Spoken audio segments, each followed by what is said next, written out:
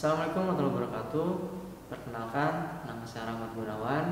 Latar pendidikan saya S1 Teknik Informatika Sistem Mikrosma pada tahun 2015, S2 Sistem Informasi Sistem Klikmik pada tahun 2018, dan home base program studi saya pada program studi Manajemen Informatika Sistem Mikrosma. Dan untuk spesialisasi bidang pengajaran saya mengajar mata kuliah pemrograman, ya. Nah, terutama pemrograman web, ya. Dan mata kuliah yang pernah saya ajar atau ampu itu adalah pemrograman web dasar, pemrograman web lanjut, sistem multimedia, pemrograman mobile, pemrograman animasi, pemrograman Java, dan pemrograman berorientasi objek. Nah, untuk deskripsi mata kuliah pemrograman web dasar, mata kuliah ini adalah sebuah mata kuliah pemrograman web dasar. Ini mengajarkan kepada mahasiswa teknik-teknik pemrograman web dengan memahami makna pemrograman berbasis web, desain, pengkodaan, pengecekan, dan manajemen file dengan menggunakan bahasa pemrograman HTML, CSS, PHP, dan database MySQL pada sebuah pembuatan front-end dan back-end web natif. Dan untuk bobot mata kuliah ini itu adalah 3 SKS dan dilakukan pada semester 2 dan sebagai mata kuliah prasyarat untuk mengambil mata kuliah web lanjut. Nah, untuk materi pembelajaran itu adalah yang pertama pendahuluan pemrograman web front-end, yang kedua dasar HTML dan CSS, yang ketiga layout halaman tanpa tabel, yang keempat adalah teknologi HTML dan CSS terbaru, yang kelima konsep dasar PHP, yang keenam variabel dan operator, yang ketujuh mengirim data melalui from, yang kedelapan mengecek kondisi, yang kesembilan perulangan, yang 10 fungsi, yang 11 manajemen file, 12 mengenal MySQL, dan 13 CRUD, PHP, dan MySQL. Nah, untuk capaian pembelajaran mata kuliah pemrograman web dasar, mahasiswa mampu menjelaskan konsep dasar pemrograman berbasis web menggunakan HTML dan CSS. Nah, lalu mahasiswa mampu menghasilkan front-end web dengan menggunakan bahasa pemrograman dasar HTML dan CSS. Lalu mahasiswa mampu memahami kaidah pembuatan program web secara benar, mendesain web dan konten sesuai yang dibutuhkan pengguna. Mahasiswa mampu mengimplementasikan konsep dasar pembuatan aplikasi web dengan menggunakan bahasa pemrograman PHP, dan mahasiswa mampu menghasilkan backend web dengan menggunakan database MySQL pada pemrograman PHP. Nah, untuk teknik pembelajaran, metodenya adalah yang saya gunakan itu ceramah atau kuliah pakar, problem based learning, dan yang ketiga itu adalah praktik laboratorium. Nah, yang pertama itu ceramah. Ceramah di sini bagaimana saya menyampaikan materi perkuliahan kepada mahasiswa, ada 2 strategi, yaitu yang pertama penyampaian dengan menggunakan modul ajar kepada mahasiswa secara lisan. Lalu mahasiswa diberikan masalah untuk pengembangan praktik pada laboratorium yang lebih mendalam. Nah, terus yang kedua adalah small project. Mahasiswa diberikan tugas yang dikerjakan secara perorangan dan kemudian dipresentasikan hasil yang sudah mereka kerjakan. Nah, untuk metode pembelajarannya itu sendiri di sini pertama itu adalah kuliah, yang keduanya itu praktik, yang ketiganya itu adalah diskusi, dan keempatnya itu adalah latihan studi kasus. Latihan studi kasus ini mahasiswa diberikan studi kasus tersendiri untuk aplikasi web tersebut agar bisa mengeksplorasi materi yang sudah pernah didapat. Nah, terus berikutnya ada problem based learning. Mahasiswa akan diberikan permasalahan terkait pembuatan aplikasi web. Lalu permasalahan tersebut akan dibahas pada pertemuan praktik laboratorium. Dan mahasiswa tersebut akan mempraktikkan problem-problem yang dia temui pada praktik laboratorium. Nah, pada praktik laboratorium, mahasiswa diberikan modul praktikum yang berisi contoh-contoh kecil terkait materi yang sudah diperkenalkan. Mahasiswa juga diberikan tugas dengan skala lebih besar dan diberikan kesempatan untuk eksplorasi sendiri. Nah, berikutnya adalah kontrak perkuliahan. Pada pertemuan pertama perkuliahan, saya selalu menjelaskan dan mempertegas kontrak perkuliahan yang kita sepakati bersama antara pengajar dan mahasiswa. Di dalam kontrak perkuliahan tersebut menjelaskan bagaimana cara saya menilai dan bobot penilaian yang saya berikan sehingga mahasiswa bisa tahu lebih awal. Nah, dan diharapkan mereka dapat membuat strategi agar perkuliahan berjalan dengan lancar sehingga mendapat hasil yang memuaskan. Nah, bobot yang saya gunakan yang pertama adalah laporan praktikum itu 15%, ujian tengah semester itu 30%, lalu tugas itu 20%, dan ujian akhir semester itu 35%. Nah, untuk presensi dan keaktifan poin itu akan mendapat nilai plus ya. Nah, kenapa saya tidak memberikan presentasi untuk presensi? Karena saya membesarkan untuk laporan praktikum, karena di dalam praktikum tersebut atau di mata kuliah pemrograman web ini itu lebih banyak ke praktik ya. Nah, terus bagaimana saya berinteraksi dengan mahasiswa? Ada beberapa cara dalam berinteraksi, yaitu satu, kuliah secara offline, berinteraksi secara langsung di dalam kelas sehingga proses pembelajaran berjalan komunikatif dan dua arah.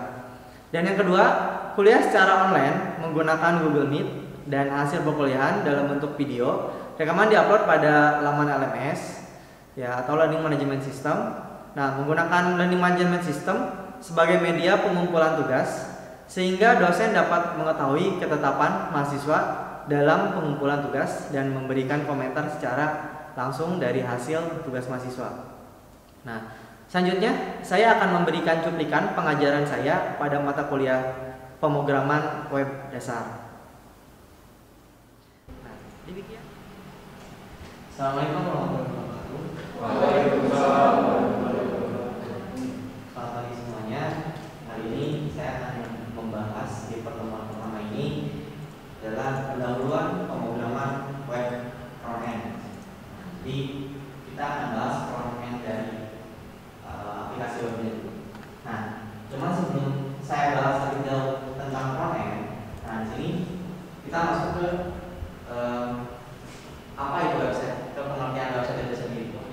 Nah, jadi website itu adalah sebuah halaman yang saling berkaitan atau membentuk sebuah link. Jadi kalau misalnya selama ini kalian melihat sebuah situs website, nah itu adalah gabungan dari halaman-halaman yang nantinya akan di link-linkkan gitu ya. Jadi akan diarah-arahkan, misalkan menu A ketika kita klik nanti masuk ke halaman A, menu B ketika kita klik nanti masuk ke halaman B. Nah, jadi itulah pengertian dari sebuah website. Nah, lalu di sini ada manfaat sebuah web programming. Nah, kenapa sih kita belajar sebuah aplikasi web ini untuk membuat web ini? Nah, pertama di sini bisa mengembangkan cara berpikir yang sistematis. Jadi kalian selama ini kan sudah belajar algoritma ya. Nah, jadi pengimplementasian algoritma tersebut itu akan diimplementasikan untuk membuat sebuah aplikasi web itu. Ya, jadi selama ini kan kalian belajar algoritma, alur dari proses pemrograman tersebut gitu ya. Nah, di sini lah kalian untuk mengimplementasikan algoritma tersebut. Nah, berikutnya di sini membuat solusi dari suatu masalah ya dengan menggunakan teknologi. Ya, contohnya banyak gitu ya di kehidupan sehari-hari. Misalkan ya selanjutnya di sini ya saya masuk ke technical untuk pembuatan aplikasi webnya ini sendiri.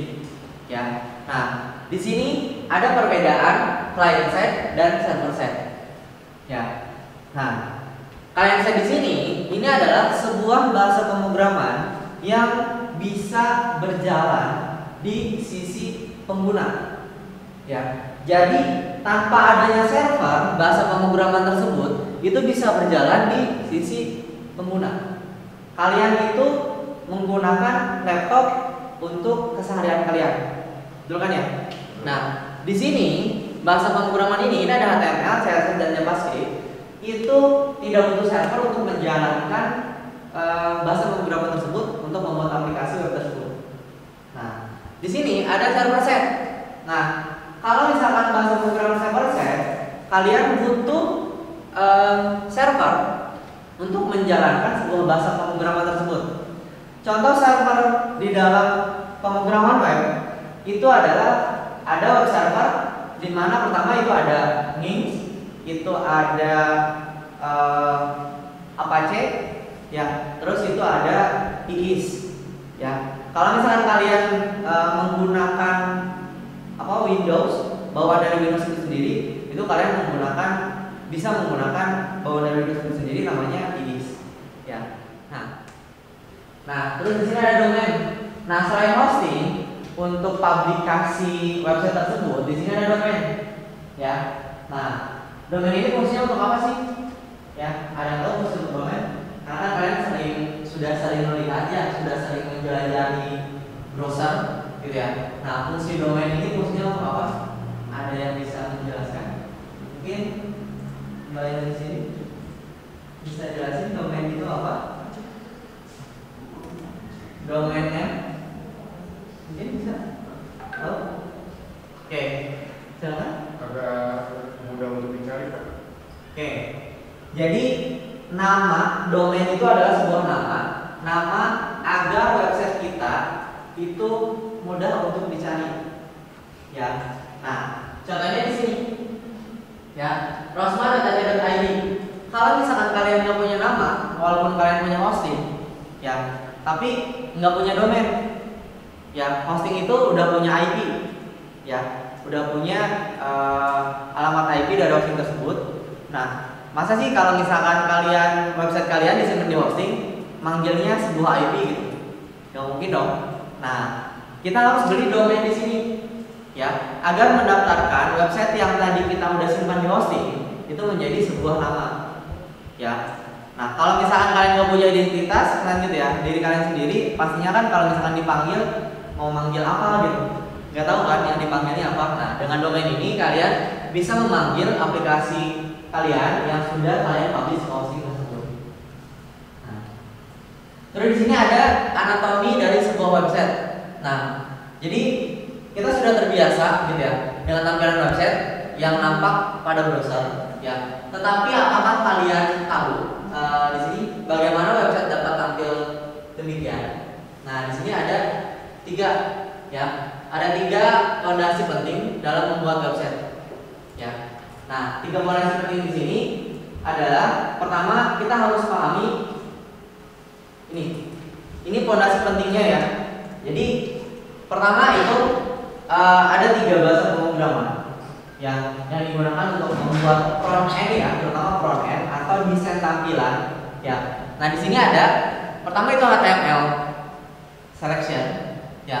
Terus di sini CSS skin, dan di sini ada JavaScript untuk brandnya. Nah, saya jelasin satu persatu. HTML di sini, HTML skeleton di sini, ini diibaratkan sebagai kerangka tubuh kalian, atau di sini ya bisa dilihat digambarkan sebagai tulangnya, gitu ya. Nah, ini HTML. Jadi nanti bahasa pemrograman HTML fungsinya adalah untuk membuat kerangka, ya. Nah, terus di sini ada CSS the skin. Nah, CSS tersebut berfungsi untuk membuat sebuah skin, ya. Jadi agar rangkanya tersebut, misalkan di sini ada rangka orang gitu ya. Nah, kalau misalkan kalian di sini hanya sebuah rangka aja, apakah ditampilkannya itu akan terlihat baik atau tidak gitu? Nah, pastinya kan tidak terlihat dengan baik gitu ya. Nah, di sini maka kita butuh CSS. Nah, CSS di sini untuk mempercantik ya aplikasi web yang udah kita buat rangkanya tersebut. Nah, terus di sini ada JavaScript. Nah, fungsi JavaScript di sini adalah fungsinya untuk brain. Nah, mungkin bisa selain menggunakan JavaScript, kita juga bisa menggunakan PHP ya sebagai brainnya tersebut, ya, atau otaknya tersebut. Misalnya kayak gini. Karena JavaScript ini bisa digunakan selain menggunakan kalian pernah lihat di sebuah website tersebut kan ada gambar yang bergerak berjalan, slider namanya. Nah, itu dibuat menggunakan JavaScript tersebut. Dan terus misalkan kalian juga pernah lihat mungkin ketika kalian klik Jawa Barat gitu ya. Misalnya ambil contoh pilihan gitu ya, klik Jawa Barat atau alamat gitu ya. Nanti akan muncul tuh kabupatennya apa gitu kan. Nah, otomatis semuanya kan bisa kalian pilih. Nah, itu juga bisa menggunakan JavaScript tersebut. Nah, JavaScript di sini kenapa bisa disebutkan sebagai otaknya ya atau brain-nya? Karena dia yang mengontrol desain yang sudah kalian buat di HTML dan skin CSS tersebut. Nah, jadi seperti itu ya. Nah, di sini kita akan coba praktekkan, bandingkan dari client side dan server side itu seperti apa, agar ada gambaran dari kalian. Nah, silakan kalian coba bukakan notepad biasa ya, notepad standar bawaan dari Windows. Coba kalian searching di Windows ya. Silakan searching di Windows nya. Silakan bandingkan ya.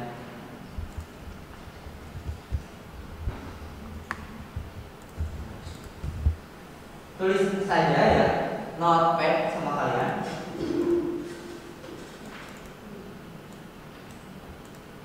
Oke, kita akan coba menuliskan kode sederhana dari HTML ya. Nah, di sini misalkan HTML. Silakan kalian tulis, ketik sesuai dengan yang saya ketikkan. Nah, untuk penjelasannya nanti akan saya bahas.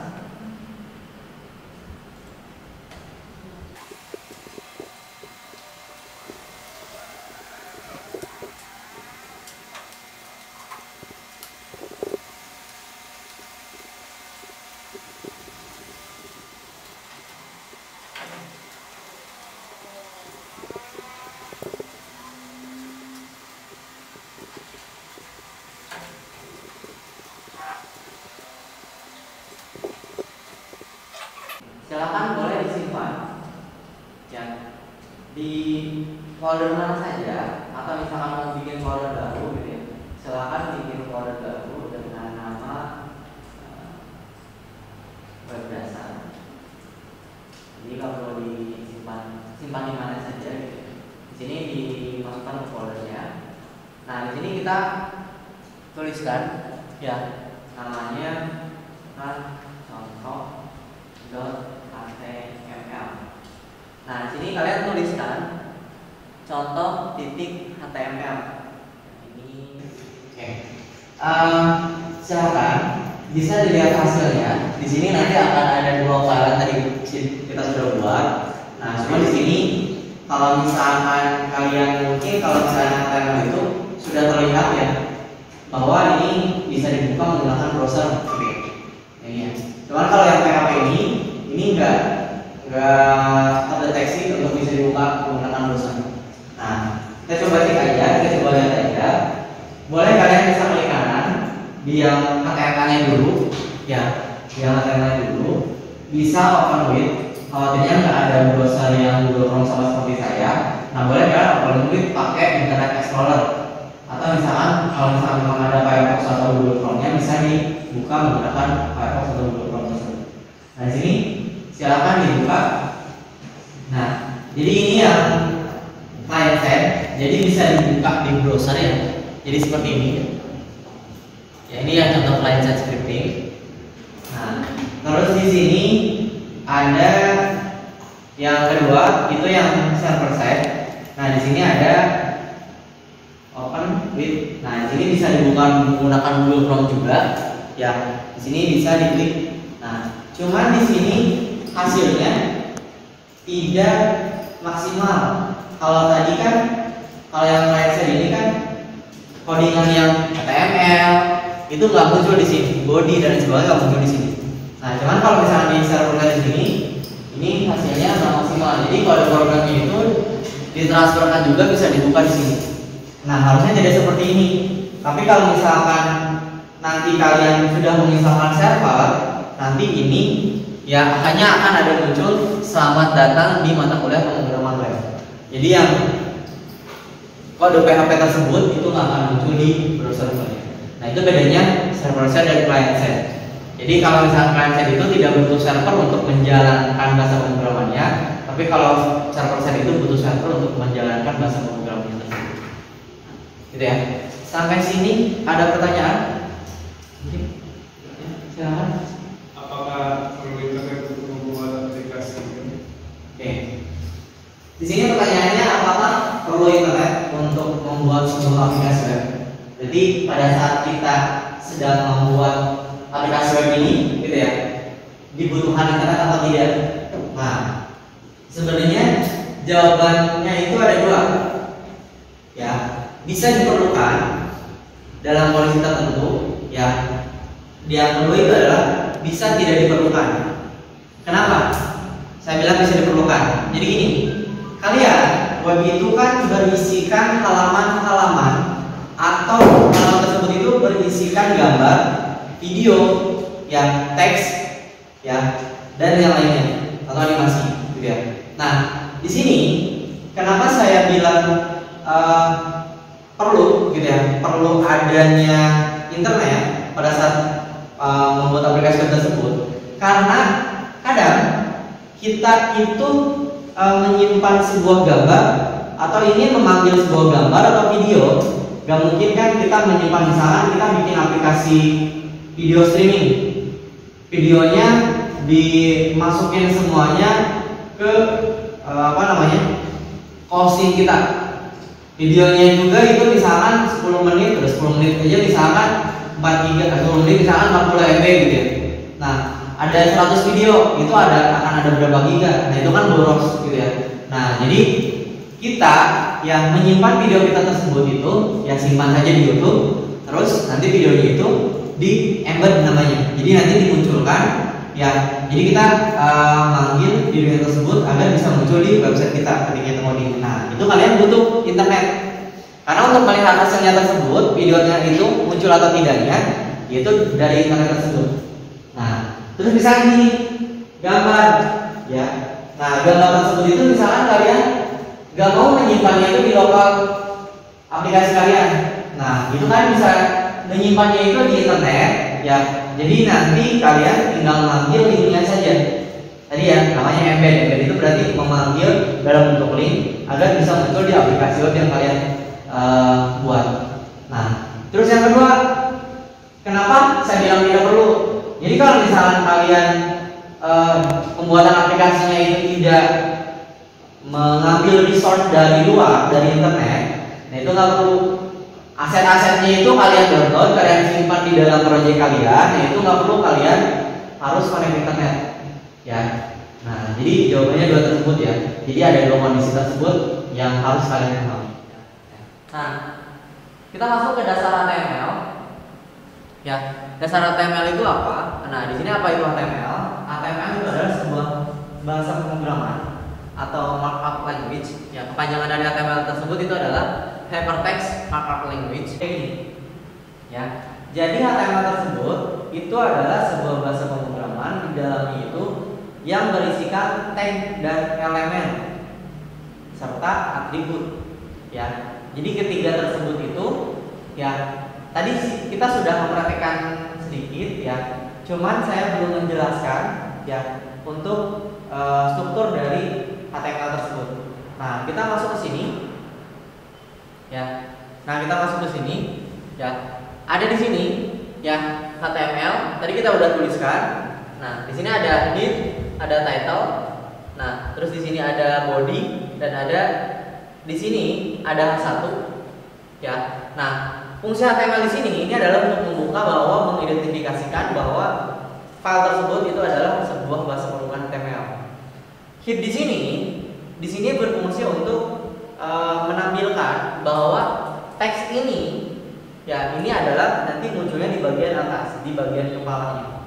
Nah, terus ini ada body. Body di sini ini adalah semua yang akan ditampilkan di web disimpan di dalam body. Nah, di sini ada yang tidak ada pakai slash, ada yang pakai slash. Bedanya apa? Ya. Nah, ini yang disebut dengan tag ya. HTML, head, title. Nah, terus ini yang disebut dengan tag. Nah, isi dari tag tersebut disebutnya sebagai elemen. Nah, contohnya kayak gini. Judul halaman itu disebutnya elemen. Ya. Nah, oke. kita masuk ke CSS dan style HTML dasar. Nah, di sini apa sih itu CSS? CSS itu tadi sudah sedikit dibahas ya. CSS di sini kepanjangan dari cascading ya style sheet, yaitu dokumen yang berisi definisi style untuk sebuah dokumen HTML atau untuk mengatur tampilan dari dokumen HTML. Nah, jadi di sini CSS tersebut bisa meliputi layout dokumen. Nah, di sini ada pewarnaan dan tampilan font dan teks dan lain sebagainya. Jadi untuk mempercantik aplikasi web yang kalian buat. Jadi seperti itu. Ya, untuk memberikan warna, untuk memberikan misalkan teks tersebut itu seperti apa misalnya, weight-nya, height-nya dan sebagainya gitu.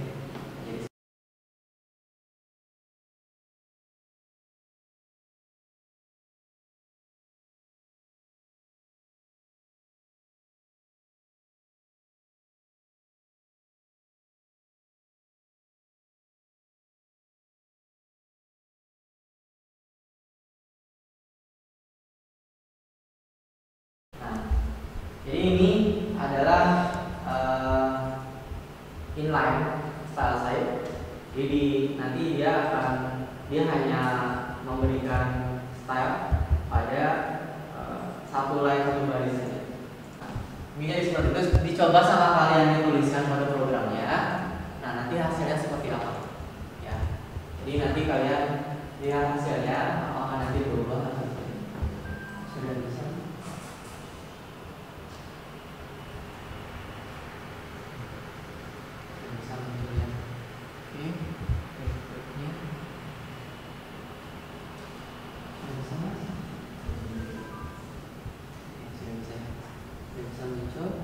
Warnanya jadi merah sendiri.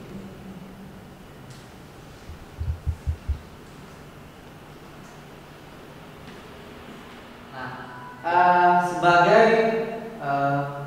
pengecekan atau evaluasi tes, ya silakan kalian kerjakan ya untuk pemahaman kalian sejauh mana dari pertemuan pertama ini. Silakan sudah saya buatkan kuis di dalam e-learning. Ya, silakan dijawab untuk kuisnya tersebut dan silakan dikerjakan ya untuk mengukur pemahaman kalian sejauh mana. Ya, itu saja dari saya yang saya sampaikan. Terima kasih. Wassalamualaikum warahmatullahi wabarakatuh. Waalaikumsalam warahmatullahi wabarakatuh. Nah, demikian cuplikan cara saya mengajar kepada mahasiswa. Mungkin itu saja yang dapat saya sampaikan dalam video kali ini. Terima kasih. Wabillahi taufiq wal hidayah. Wassalamualaikum warahmatullahi wabarakatuh.